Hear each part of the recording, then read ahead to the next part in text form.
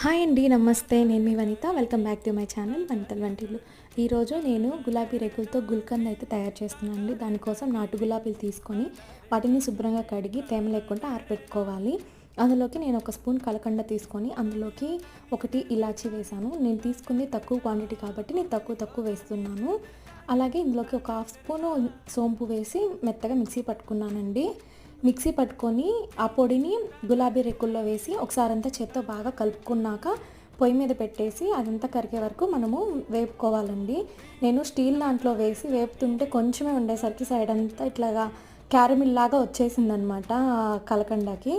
ఇంకా దగ్గర పడ్డాక ఆపేసుకోవడమే. చల్లారాక తిని చూడండి, చాలా బాగుండిద్ది. మీ దగ్గర హనీ ఉంటే హనీ యాడ్ చేసేసుకొని పక్కన పెట్టుకొని ఎప్పుడు కావాలంటే అప్పుడు తినొచ్చు. నేనైతే కొంచెమే ఉంది కదా, నేను చేసిన దానికి 2 స్పూన్లే వచ్చింది. సో నేను అందుకే అప్పుడే తినేసాను. చాలా బాగుంది టేస్ట్ అయితే.